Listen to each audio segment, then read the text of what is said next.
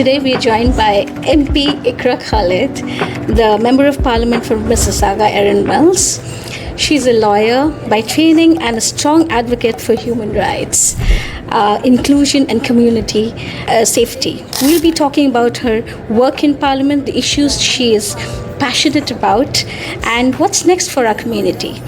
MP Iqra Khalid, welcome to Voice of Mississauga. Thank you so much, Indrani. I really appreciate you taking the time. It's going to be a great conversation today. Absolutely. We'll start with your childhood. So for listeners who may know you as Member of Parliament, but not the person behind the title, how would you describe Iqra Khalid beyond politics? I want to describe myself as a badass. Nice. But sometimes, I have three brothers, and I'm the only girl in my family. So, I grew up in a very rough and tumble household. So I think I'm very much a tomboy, and I'm not afraid of speaking my mind. You should ask my brothers. That's amazing. So when you look back at your childhood, what are some early memories or experiences that still shape how you see the world today? I was born in Pakistan, right? And my grandparents' farm, it had no electricity, no gas in cooking, right? Like it was really rural Rukunpur. And I saw, would often help my grandmom and my aunt and my mom with the cooking, sitting by the open fire and cooking there. Oh, wow. I'd see the smoke. And when we moved to Canada, just driving on the QEW and the Queen's Quay, you see the smoke coming out from the big chimneys of industrial, just industry and factories. The smoke was the same, but the context had become so different. I think that has really shaped so much of the work that I do in human rights, that regardless of where you are in the world, we're all the same at the end of the day. Absolutely.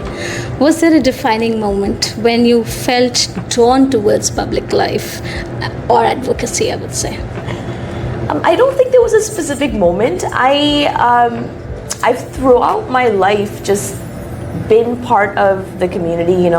When we first moved to Canada, I was 12 years old, and I just never could understand why is it that all my neighbors are so different from each other, and yet we're still one of the most respectful countries in the world, the most peaceful countries in the world. So I did a lot of volunteer work to try to find out what is it that makes Canadians who they are. Since grade 8, volunteering in food banks and women's shelters and local mosques and student organizations and teaching kids art at the art gallery. And so it was just a very natural progression into politics for me. I say this because, it is a very male-dominated profession still, and we don't see very many women, getting into politics. So we are at 30% in our parliament now. It's the most that we've ever had. Yeah, that's a big one. Ashish. Iqra, will we slowly get more towards Mississauga residents, because that's where our audience will be more interested in, but knowing the background, whom they are talking to and what is the person behind that always makes more sense to get the context right. Now, you have spoken about the culture, the role culture plays in governance, right? How did your academic back or lived experiences come together to shape your political career or political being? Well, in my last year of law school, my thesis for graduating was based on business law and culture in different countries, and how culture impacts how we conduct business within our countries. I did 4 case studies. I did China, India, Canada, and the US. And I had a strong hypothesis that culture has significant impact in how we do business, and how we can make sure that we are being more inclusive by making sure that the cultural context is relevant to the country in which we develop our business laws, for example. And a small example is in India or in parts of the world where having interest on any loans or investments is not considered to be kosher, it's not considered to be right.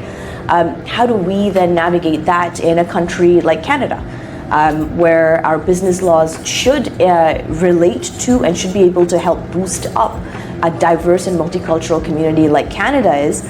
So we need to tweak our laws accordingly. So there was that's kind of where I bring my expertise in business and culture. That's actually quite interesting. So that is more so that how culture should be viewed when the laws are being framed, Yeah.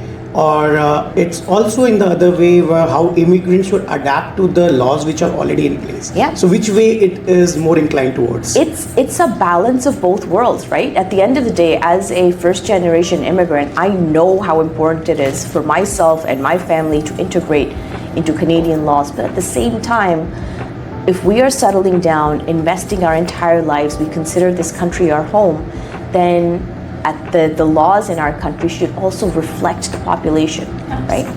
So that's kind of where my headspace is at. There's no extremes that only this or only this. It has to be a combination. Has to coexist. Yeah, absolutely. That's very critical. It will lead to multiple questions, but I won't deep delve into that. I will go back to the same question that we see very few women. What are the challenges that you have faced as a woman representative? I think the challenges that I face in politics is very similar to the challenges that any woman in any professional setting faces.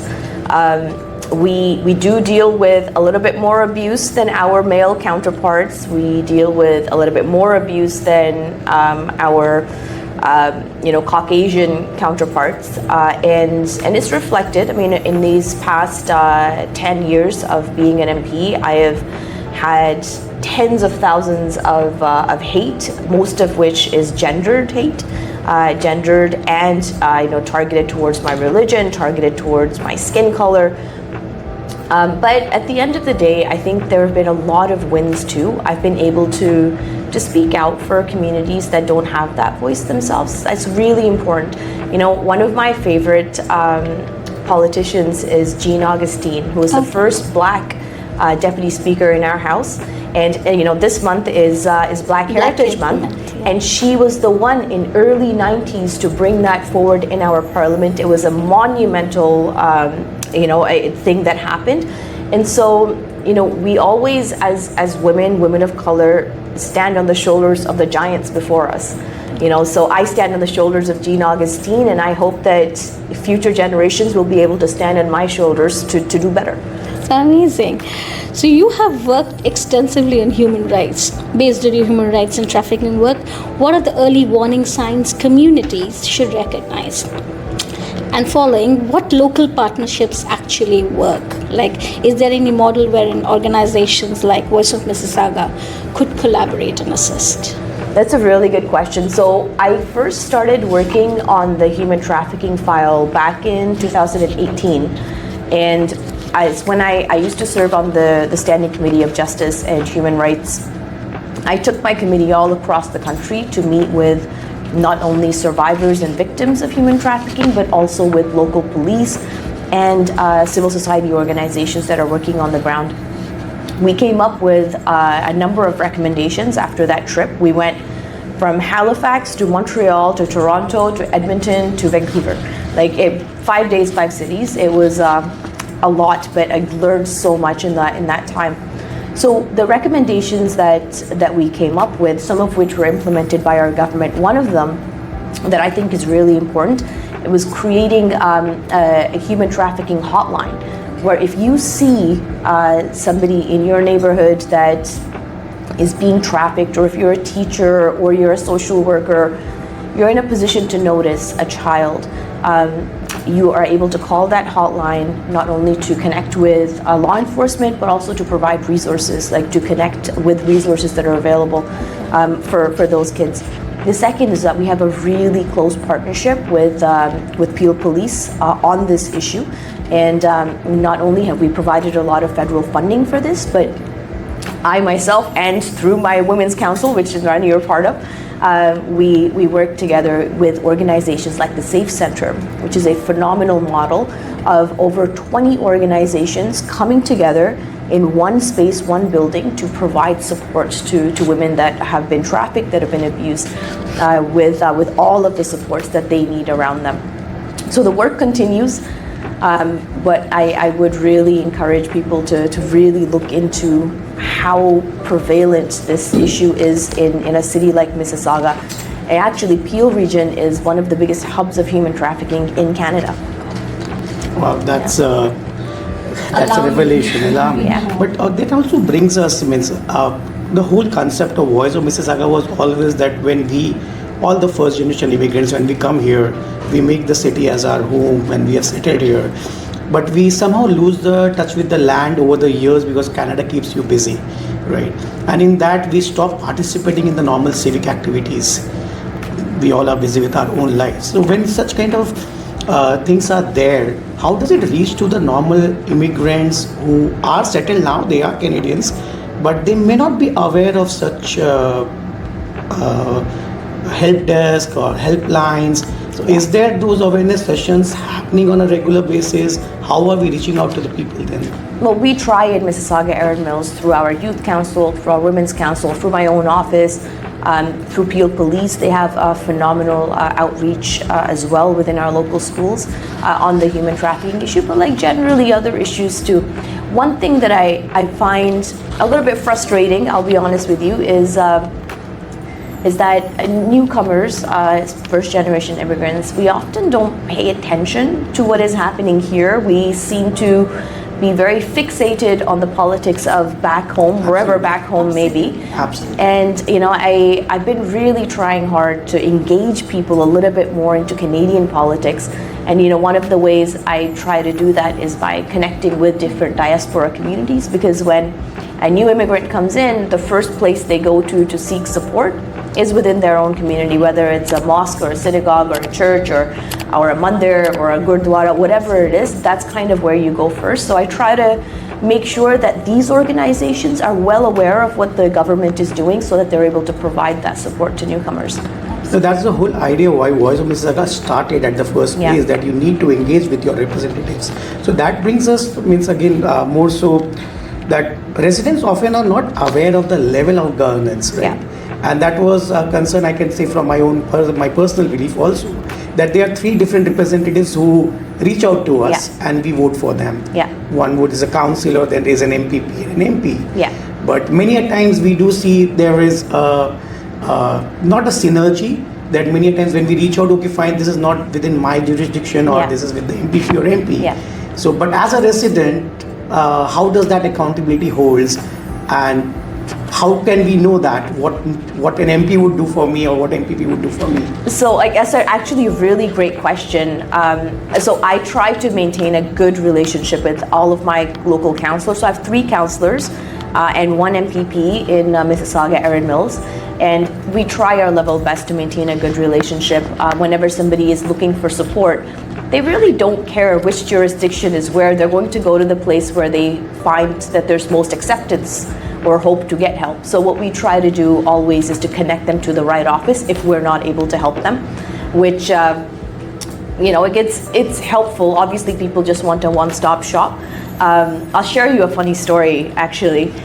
So a couple of years ago, there was a big snowstorm, and I got an email from a gentleman who said, "I voted for you, I supported you, and my streets have not been cleared of snow, and I'm never voting for you again."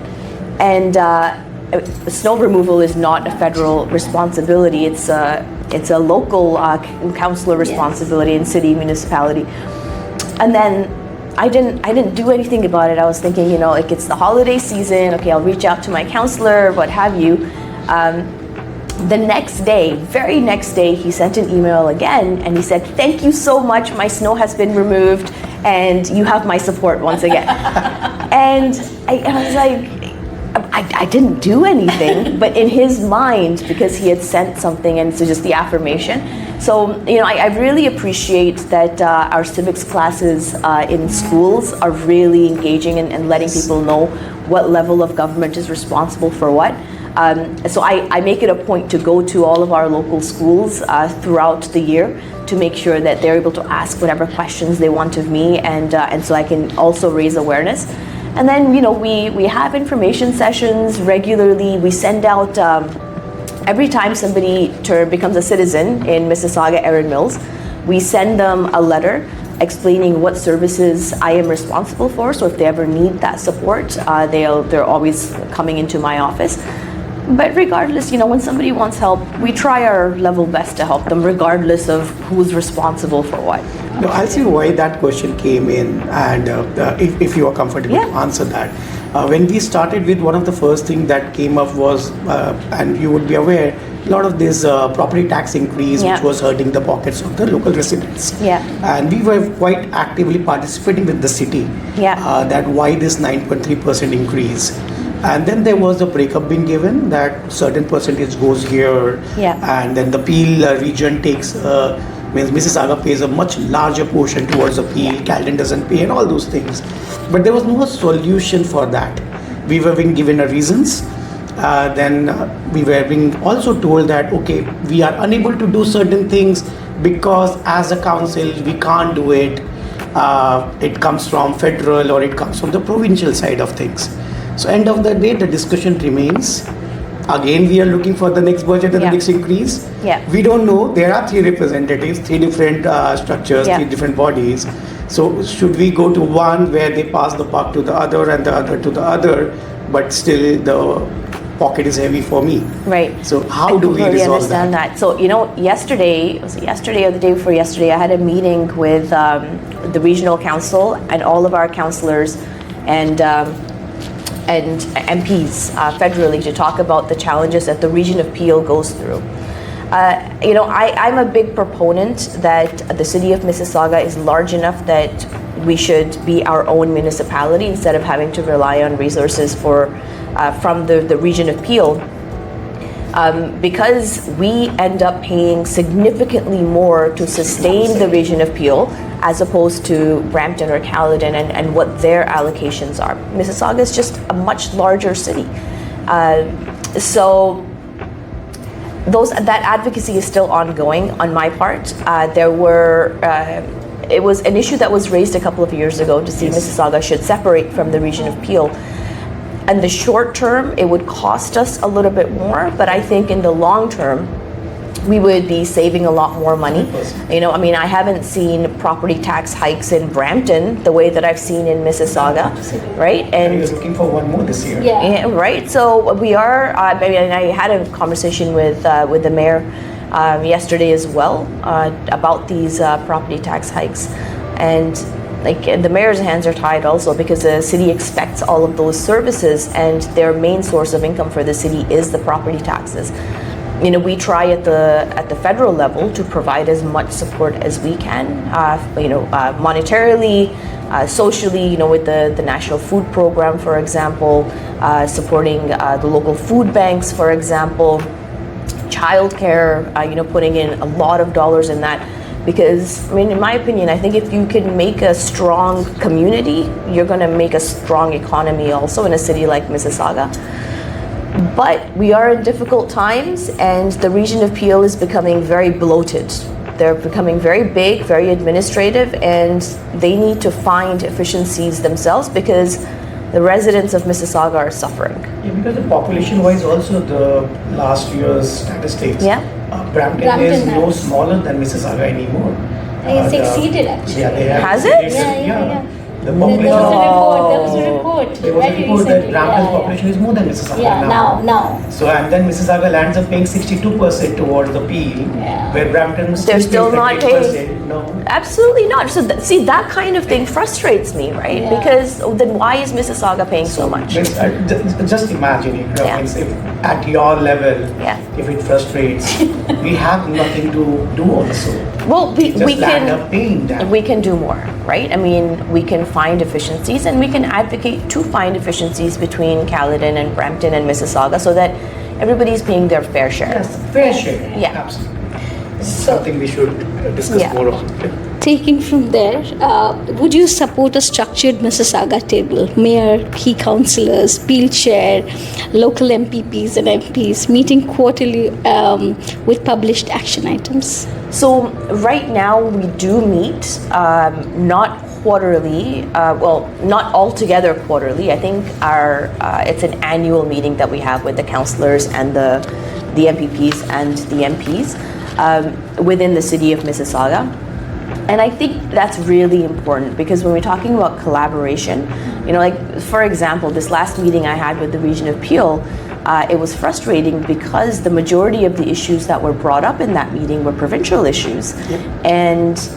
And yet none of the provincial representatives were invited to that meeting. It was all about the federal.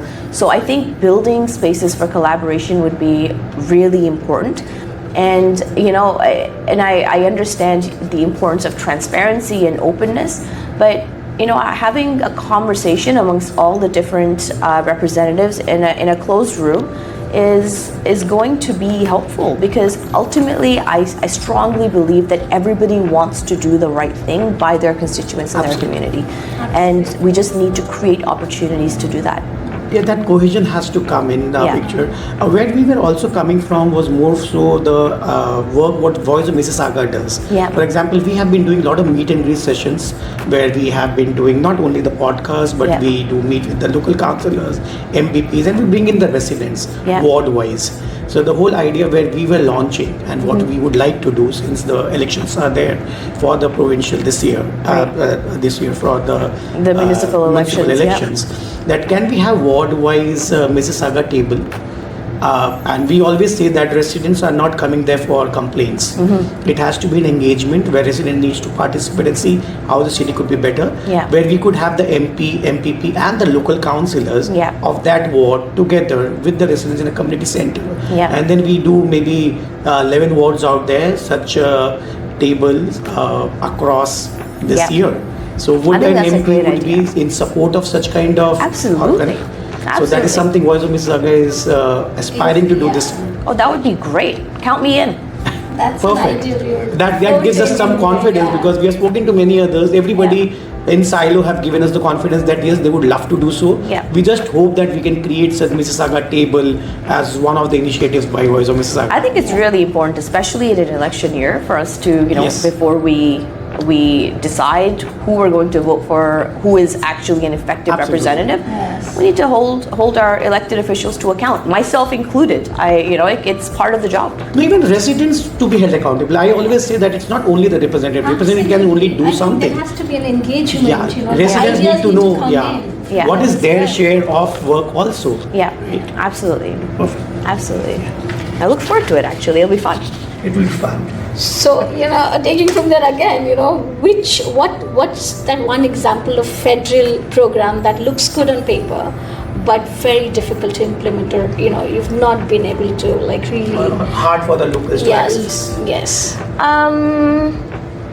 There's a whole bunch. Okay, so this is one of my biggest frustrations with our community, the Mississauga Erin Mills community, is that there's so many resources that are out there, for small businesses, whether it's through the BDC or it's through FedDev Ontario, FedDev Canada, or it's the, so many different grants, like the Women Entrepreneurship Program, the Black Entrepreneurship Program.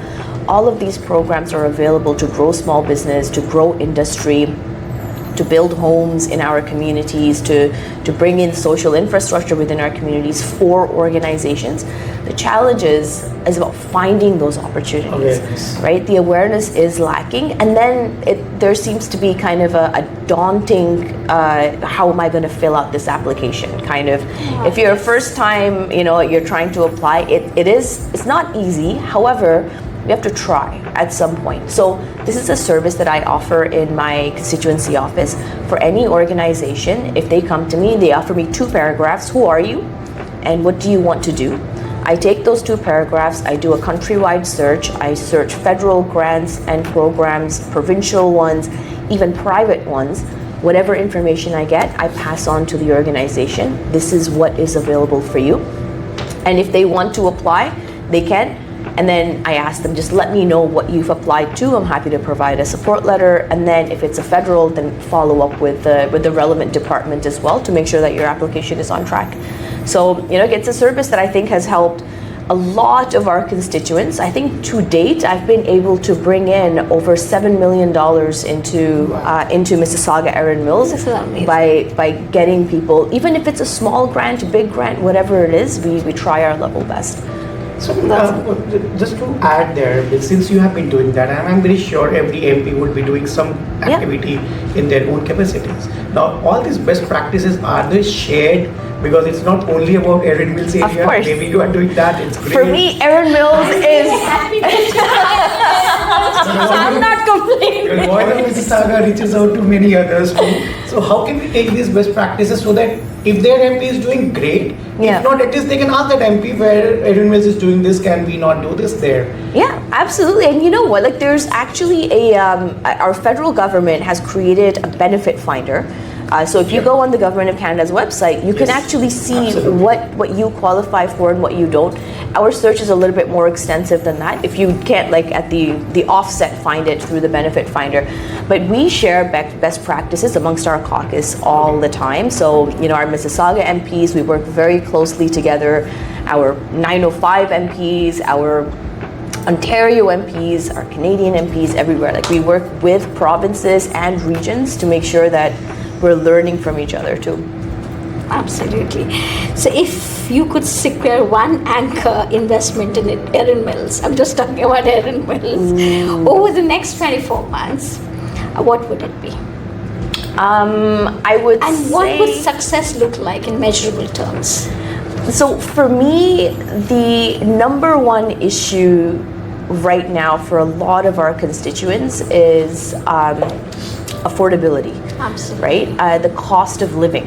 And so if there was one thing that I would really try to do, well, I guess say they're kind of linked. The first is fixing our supply chain so that food and goods can get to our consumers at a decent price. And second, investing more in long-term growth of agriculture in a province like Ontario so that we don't have to be reliant on Mexico or on South America or on India or whatever country for the food that we receive. In fact, I was at a greenhouse a couple of months ago. It's the biggest greenhouse in North America where we're producing green chilies and potatoes and tomatoes.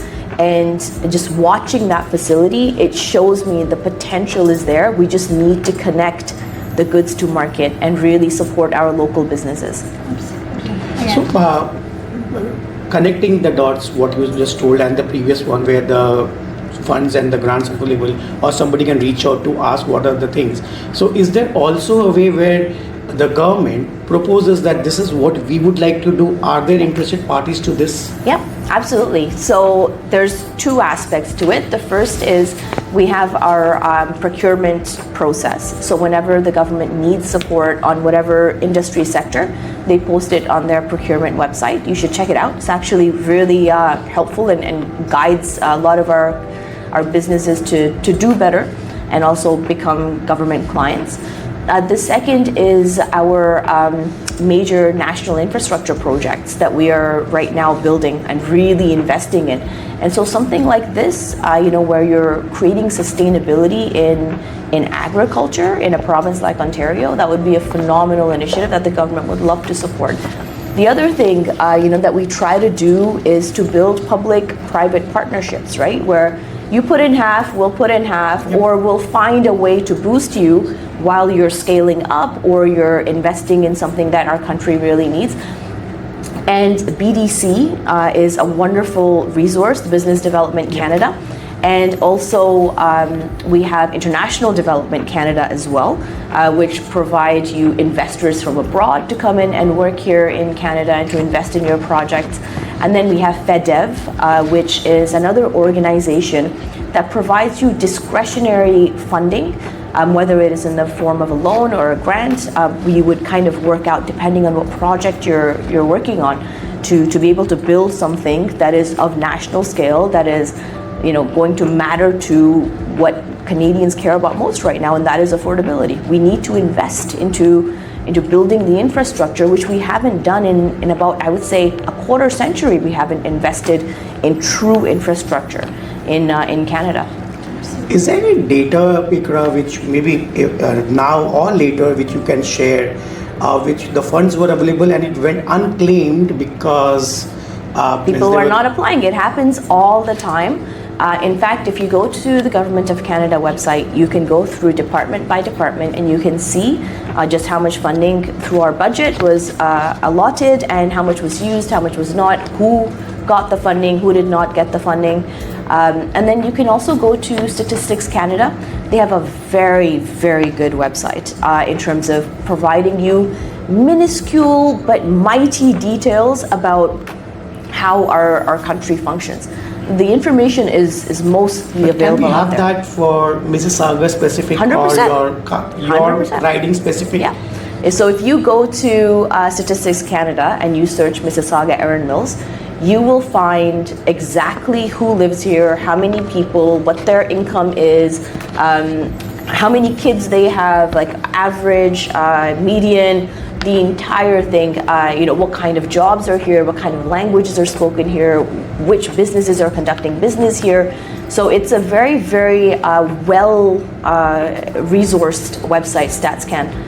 Great. We will surely share more with Yeah, actually they're hiring right now, so if you do want to encourage people, Statistics Canada is that hiring. would surely be good. Means we can at least post it now through our channels, through our people. Now that actually brings to the main core of what message, because see, we have always seen that people are very apathetic towards politics. Yeah. And mainly the newcomers, and that shows with the percentage of people who come out to vote. Yeah. The lowest for the municipalities, and maybe the percentages increase for MPPs or MP during those elections. Definitely lowest for the. It's lowest, right? It's less than 15-20% when the voting comes in. And when we started our normal question, we used to have, okay, what's your address? And everybody would say that, okay, I stay in so and so address and all. Everything fine, I have a detached so and so. Which ward are you in? They are not aware of. I don't know. Yeah. Who would be a local MP or MPP or a council? They are not aware of this. So how does that engagement? And most of them, they say, well, we have never seen them much. We have never seen the engagement I'm much. pretty sure my constituents don't have the opportunity to say that about me. But they feel disconnected. I was telling him that, this constituency, like, people don't knock actually. We do. And they, We get But out maybe there. for an MP, but I'm very sure if we go with you have 3 councillors, right? And I have the data with me. None of the councillors, the voting was beyond 3,000, 4,000, 5,000 votes for a particular councillor. Yeah. That doesn't speak good about not. the city. That means there is a huge disengagement. And I've spoken to multiple people who say that, okay, I've never seen them. Maybe because they're very happy with a certain section of people voting for them. They know that 4,000, 5,000 votes come and I would get through the elections. Yeah. So what could be that one message where we can try to change? It won't change overnight or maybe one election, but how do we improve this engagement? And we are working very closely with all the levels mainly to do this. Well, that's a really good point that you raise. First, civic engagement, civic understanding and awareness is so important. You'll see that at the federal level, people tend to vote more. I believe we had about a 70-ish% voter turnout at the last federal election. But at the provincial election, it was less than 30% of Ontario that voted for a majority government, right? So it's unfortunate. And then municipally, you're absolutely right. I think people should have more engagement. Now, the challenge with the municipal elections is that they're based on individual people that are running, right? There's no party basis, right? Yes. So at the federal level, provincial level, we're blessed that we have a lot of party support with resources, with volunteers to go out and to actually be able to knock doors. Oftentimes our councillors are just the one person, right? Trying to build their name. But I do think that there's more to be done in this space where people should be going out and voting for their councillor, because I personally think that the councillor that you have is probably the most important. Actually, they're the most important. Yeah. People have that misconception that these are different levels. No, they are 3 different bodies, have their own responsibilities. Each one contribute to your daily living in a different way. So it's not that one is more important than the other. Exactly. And honestly, to say that, most of your grievances will be addressed by the councillor, because that's the Snow removal, garbage removal, potholes. To be very honest, right? Yeah. So, but is there a way? Means definitely that Mississauga table could be one of the ways. But is there a way? Because I know there is no party. They are party agnostic. They don't represent any particular party. But is there a way MP and MPP also could encourage their residents to vote, not I go think a vote lot for of us one do. towards a councillor? Yeah, I think a lot of us do engage to just get people out to vote. It's good for us. There's an organization that I'll use as an example. It's called the TCMV, the Canadian Muslim Vote, and they're non-partisan. They go out and they support every single candidate in every single area that they're able to just raise awareness. So they knock doors and say, did you know that this is a vote coming up? These are the responsibilities of the people. These are the candidates. They do that all across Canada as much as they can with the limited resources that they have. I think that's an amazing initiative. They run phenomenal online campaigns as well, telling people this is what the municipal government does, this is what the federal government does. And I find that young people are engaging a lot more with organizations like this. Yes. They are voicing their opinions more because because everybody wants to make the city to be in a better thing. Yeah. But it's always the disengagement and sometimes lack of awareness, how to reach out. So we always blame the residents more than the representatives because they are the ones who should be accountable more than the representatives. Yeah, but I mean, there's an onus on the representatives too to make sure that we're engaging with our constituents and proactively being like, hey, this has happened, this impacts you, please pay attention. We hope to make that kind of impact this year for the municipal elections. I'm looking forward to it. I think you're going to do a great job. Last but not the least, when you think about your work, what moments make you the proudest?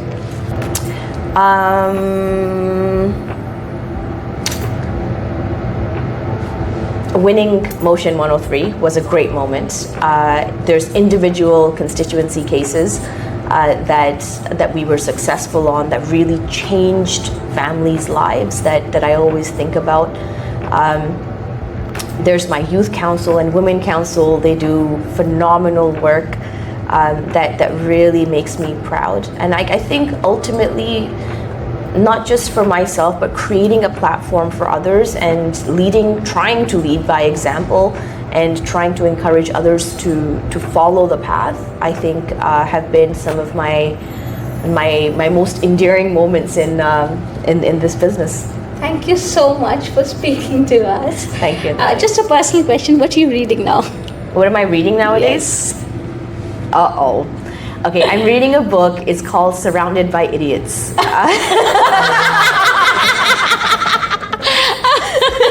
It's about different personality types and how to deal and what to look out for, because I engage with people a lot, right? And so yeah, I find it to be a fascinating book. Who's the author? I'd have to get back to you on that one. Yeah. Oh, nice. And I'm gonna pass that book to you actually once I finish reading it. I've been learning a lot from it. By meaning, so it's good to read the book in a good context. This is a great ending actually. Thank you so much, Iqra. Really appreciate it. Thank you. And we look forward to much better engagement over the years and beyond. I hope so. I really hope so. Thanks. Thank Thanks you. a lot.